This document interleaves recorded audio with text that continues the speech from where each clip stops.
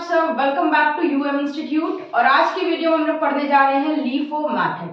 LIFO method material में हम लोग स्टोर लेजर पढ़ रहे थे और स्टोर लेजर में हम लोग आज पढ़ेंगे लीफो मैथड। अभी लीफो मैथड क्या होता है पहले इसको सीखेंगे, उसके बाद लीफो मैथड का क्वेश्चन करना सीखेंगे। ठीक है, तो देखिए लीफो मैथड जो होता है इसका फुल फॉर्म होता है last in first out method. Last in first out, ठीक है। लीफो का फुल फॉर्म क्या होता है? लास्ट इन फर्स्ट आउट, यानी जो मटेरियल सबसे लास्ट में आया है उसे सबसे पहले इश्यू करना है, इसे कहते हैं लास्ट इन फर्स्ट आउट। अब ये जो last in first out method है इसको आप इस तरह से दिमाग में रख सकते हैं कि क्लास में जो बच्चा सबसे देर से आया है, सबसे लास्ट में आया है, उसे सबसे पहले क्लास से बाहर निकालो। तो वैसे ही last in first out method होता है कि जो मटेरियल सबसे लास्ट में स्टोर में आया उसे स्टोर से सबसे पहले इशू करेंगे, डिपार्टमेंट में सबसे पहले भेजेंगे। इसे कहते हैं last in first out method. ये जब हम अपने प्राइसेस को लेटेस्ट प्राइस पे रखना चाहते हैं तब इस मेथड को यूज करते हैं।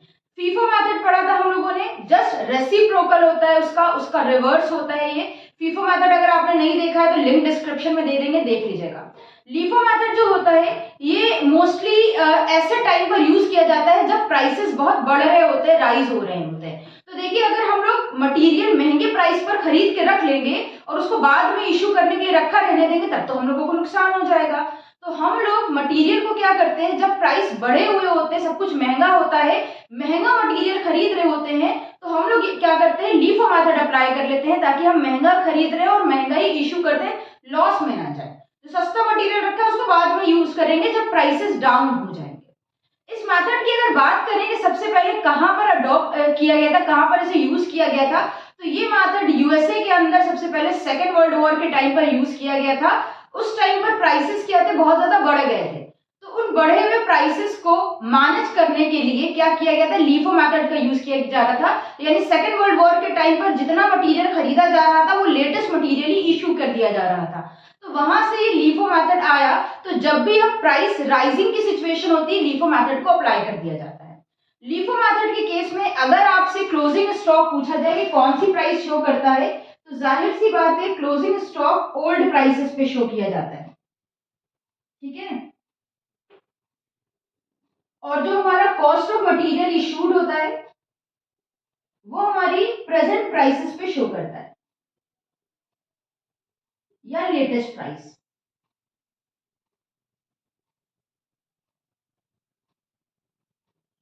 तो अगर आपसे एग्जाम में क्वेश्चन कर लिया जाए कि लीफो मेथड में क्लोजिंग स्टॉक कौन सी प्राइस शो करता है, तो आपका आंसर होना चाहिए ओल्ड प्राइस शो करता है। यानी जो पुराना मटेरियल है वो मेरे स्टॉक में पड़ा होगा, तो जाहिर सी बात है पुराने प्राइसेस पे होगा। एंड जो कॉस्ट ऑफ मटेरियल इशूड है, जो मटेरियल हम इशू कर रहे हैं वो लेटेस्ट प्राइस शो करता है, क्योंकि हम लेटेस्ट जो मटेरियल खरीद रहे हैं उसी को इशू करते जा रहे हैं। तो ये तो था इसका बेसिक कंसेप्ट। अब हम लोग क्या करने जा रहे हैं, लीफो मेथड से प्रैक्टिकल क्वेश्चन सॉल्व करते हैं और देखते हैं कि मटेरियल में लीफो मेथड का स्टोर लेजर कैसे प्रिपेयर करना है। चलिए अब हम लोग प्रिपेयर करते हैं store ledger account LIFO method से। तो यहाँ पर हम लोगों ने क्वेश्चन दिया हुआ है जिसमें देखिए रिसिप्ट की डेट दी हुई है और डेट के सामने क्वांटिटी लिखा है कि किस डेट पर कितना क्वांटिटी हम परचेज कर रहे हैं और उसका रेट क्या है। इसी तरह से सीक्वेंस से सारी परचेज दी है। देन इशू दिया हुआ है कि किस डेट पर हम कितना मटेरियल इशू कर रहे हैं। जून 5 को हम 250 यूनिट इशू कर रहे हैं, देन 12 जून को 200 यूनिट एंड 25 जून को 250 यूनिट। देन बोल रहे हैं the stock on 1 June was 200 unit at 26 per unit. कितना है बेटा ये 200 unit at 26 per unit stock है जब ये जून का मंथ स्टार्ट हुआ है। तो जिस मंथ का हम स्टोर लेजर प्रिपेयर कर रहे हैं उसकी फर्स्ट डेट का जो स्टॉक होता है वो मेरा ओपनिंग स्टॉक होता है, हम उसे सबसे पहले रिकॉर्ड करते हैं। स्टोर लेजर का फॉर्मेट पहले भी समझा चुके हैं। देखिए पहले आपको हेडिंग डालनी है स्टोर लेजर, देन आपको अपने पेज पे लेफ्ट हैंड साइड पर एक लाइन ड्रॉ करनी है। इतना डिस्टेंस ले लेना, जैसे एक छोटे स्केल का होता है ना, उसका एक डिस्टेंस ले लेना अपने पेज पे, डेट का कॉलम बना लेना। देन बचा हुआ जो पेज है उसे 3 पार्ट में ब्रेक कर देना। फर्स्ट हेडिंग डालना receipt, second issues and third balance, और उसके बाद एक ऐसे लाइन ड्रॉ कर लेना। फिर रिसिप्ट के कॉलम को 3 पार्ट में डिवाइड कर देना। इशू के कॉलम को भी 3 पार्ट में डिवाइड कर देना और इसी तरह से बैलेंस का जो कॉलम है उसे भी 3 पार्ट में हम डिवाइड कर देंगे। फर्स्ट का नाम देना है क्वांटिटी, सेकंड होगा रेट, थर्ड होगा अमाउंट। यहाँ पे मल्टीप्लाई करके प्रोडक्ट लिखेंगे यानी टोटल अमाउंट। इश्यूज में भी सेम प्रोसेस करना है, quantity rate amount, and balance में भी सेम नाम डालना है, क्वांटिटी रेट अमाउंट। अब हम क्वेश्चन सॉल्व करना स्टार्ट करते हैं। सबसे पहले हम अपना ओपनिंग स्टॉक रिकॉर्ड करेंगे एंड ओपनिंग स्टॉक को डायरेक्ट बैलेंस के कॉलम में रिकॉर्ड किया जाता है। तो यहाँ हम डेट डालेंगे 1 जून, डायरेक्ट बैलेंस के कॉलम में आ जाते हैं। 200 यूनिट 26 वाला हमारे पास स्टॉक अवेलेबल था, तो 200 units at the rate of 26 per unit. Rate के कॉलम में 26 डाला, मल्टीप्लाई करेंगे आ जाएगा 5200। लाइन ड्रॉ करेंगे और इसको कर देंगे क्लोज। 1 जून के बाद 4 जून को हम लोग परचेज कर रहे हैं 200 यूनिट्स 25 रुपीज वाली, तो यहाँ पर 4 जून लिखते हैं। परचेज कर रहे हैं तो रिसिप्ट के कॉलम में लिखेंगे, क्वांटिटी में डालेंगे 200 यूनिट्स, रेट में लिखेंगे 25, दोनों का मल्टीप्लाई किया आ गया 5000 रुपीज, यानी हमने 5000 रुपए का मटेरियल परचेज किया। बैलेंस में कैसे रिकॉर्ड करेंगे, जो लास्ट डेट का बैलेंस होगा पहले उसे नोट डाउन करेंगे, 200 26 5200। फिर अभी जो लेटेस्ट परचेज किया है उसे लास्ट में रिकॉर्ड करेंगे। अभी रिसेंटली 200 यूनिट्स 25 रुपीज वाली हम लोगों ने परचेज की है 5000 रुपीज। जैसे ही एक डेट का ट्रांजैक्शन आप रिकॉर्ड करेंगे वैसे ही आप रिसिप्ट से लेकर बैलेंस तक के कॉलम में लाइन ड्रॉ करके इसको क्लोज कर सकते हो। इससे थोड़ा सा साफ साफ भी काम होता है और समझने में भी आसानी होती है कि आप कर क्या रहे हो।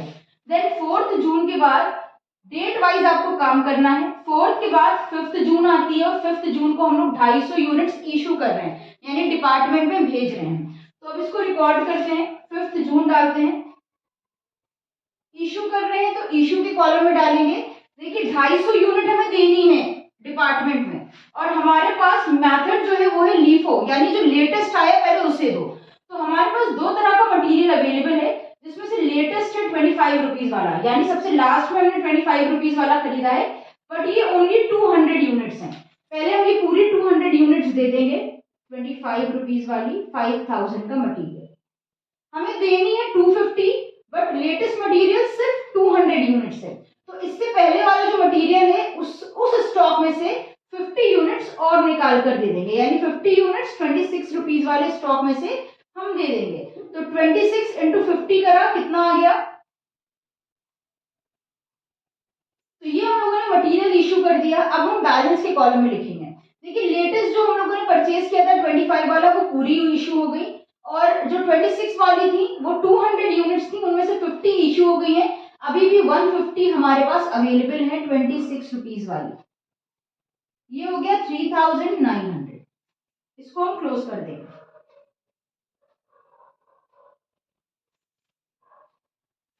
फिर बेटा 5 जून के बाद 10 जून आ जाएगी। 10 जून को हम 150 यूनिट्स परचेज कर रहे हैं 24 रुपीज वाली। यहाँ पर लिख लेते हैं 10 जून 150 यूनिट्स, क्वांटिटी में 150 लिखते हैं, रेट में 24 और मल्टीप्लाई करते हैं।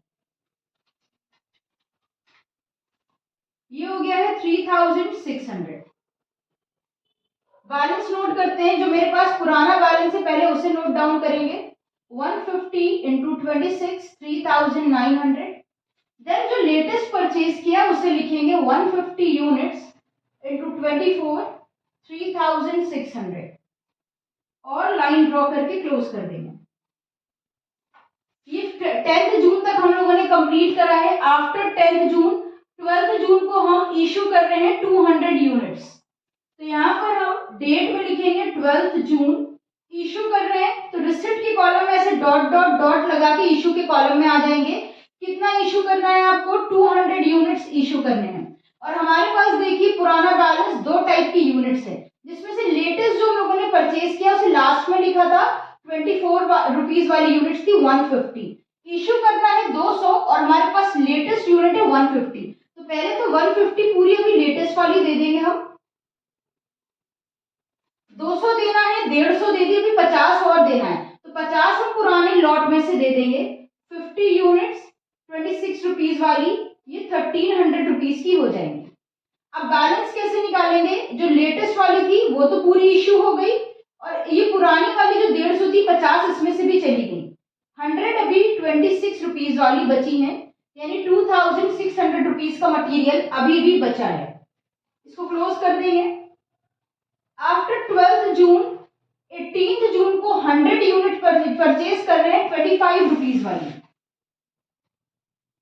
18 जून 100 यूनिट परचेज कर रहे हैं तो क्वांटिटी में लिखेंगे रिसिप्ट के कॉलम में 100, रेट में मेंशन करेंगे 25, दोनों का मल्टीप्लाई किया आ गया 2500। इशू के कॉलम में ऐसे डॉट डॉट डॉट लगा देंगे। बैलेंस पे जब आएंगे तो पहले पुराना वाला बैलेंस आपको नोट करना है, 100 इंटू 26, ये हो गया 2600। देन जो लेटेस्ट परचेज किया है पुराने बैलेंस के नीचे उसको लिखेंगे 100 यूनिट्स 25 रुपीज वाली, ये हो गई 2500 की। ये हो गया। 18 जून के बाद फिर 22 जून को 100 यूनिट्स और परचेज कर रहे हैं 24 रुपीज वाली, तो फिर से परचेज कर रहे हैं तो 18 के नीचे आप 22 डालेंगे। 100 यूनिट्स परचेज की हैं तो रिसिप्ट में क्वांटिटी के कॉलम में 100 लिखा, रेट में 24, मल्टीप्लाई किया आ गया 2400। इशू कैसे, बैलेंस कैसे लिखेंगे? जो पुराने दो बैलेंसेस हैं उन्हें नोट करिए। 100 यूनिट्स 26 रुपीज वाली है एंड 100 यूनिट्स 25 रुपीज वाली भी अवेलेबल है। दोनों पुराने बैलेंसेस नोट कर लिए। अब जो नई खरीदी है उनको नीचे लिखेंगे। तो 100 यूनिट्स हम लोगों ने अभी अभी 24 रुपीज वाली खरीदी है, ये कितने की हो गई? 2400। तो हम लोगों ने रिसिप्ट और बैलेंस रिकॉर्ड करा, फिर लाइन ड्रॉ करी। अब देखते हैं 22 जून के बाद कौन सी डेट आ रही है। तो 22 जून के बाद आ रही है 25 जून। 25 जून को हम लोग 250 यूनिट इशू कर रहे हैं, तो हम लोग क्या करते हैं, यहाँ पर डेट डालते हैं 25 जून और इशू में लिखते हैं 250 यूनिट। तो देखिए 250 यूनिट कैसे इशू करेंगे, हमें सबसे पहले लेटेस्ट वाली इशू करना है। तो सबसे लास्ट में हमारे पास जो आई है वो सिर्फ 100 यूनिट्स हैं। 100 यूनिट्स हैं 24 रुपीज वाली, ये हो गई 2400 की। ये सबसे लास्ट वाली हमने इशू कर दी। हमें 250 यूनिट देना है और अभी हमने सिर्फ 100 दी है। जब ये सबसे लास्ट वाली हो गई इशू तो इससे ऊपर चलते हैं। इससे ऊपर वाली भी 100 यूनिट्स हैं और 25 रुपीज वाली है। 100 यूनिट्स 25 रुपीज वाली कितनी हो गई? 2500। ये भी इशू कर दी। लेकिन अभी हमें और जरूरत है, क्यों?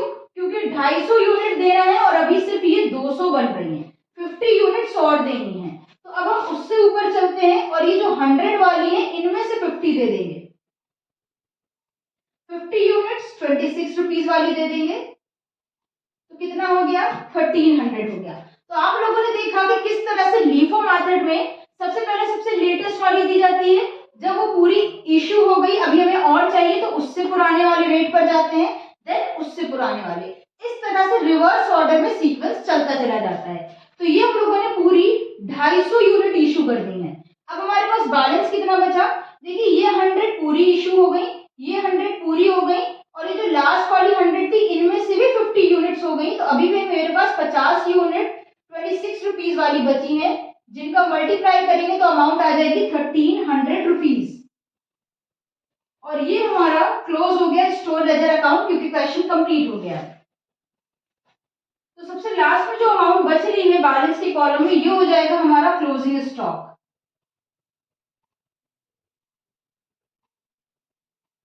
1300 रुपीज। तो ये था हमारा store ledger account LIFO method से। उम्मीद है आपको समझ में आया होगा। तो अगर समझ में नहीं आया है तो आप कमेंट में बताइएगा, जो आपके डाउट होंगे वो हम क्लियर करने की कोशिश करेंगे। तो फिर मिलते हैं एक नई वीडियो के साथ। अगर आप हमारे चैनल पर नए हैं और अभी तक इसको सब्सक्राइब नहीं किया तो चैनल को सब्सक्राइब कर दीजिएगा। वीडियो पसंद आए तो इसे लाइक करिएगा और अपने सभी फ्रेंड्स के साथ शेयर करिएगा। अगर इंस्टाग्राम में अभी तक फॉलो नहीं किया है तो आप इंस्टा पे फॉलो करिए। किसी टॉपिक में डाउट हो तो कमेंट में बताइए। फिर मिलते हैं एक नई वीडियो के साथ। हमारे साथ जुड़े रहने के लिए एंड वीडियोस को देखते रहने के लिए थैंक यू।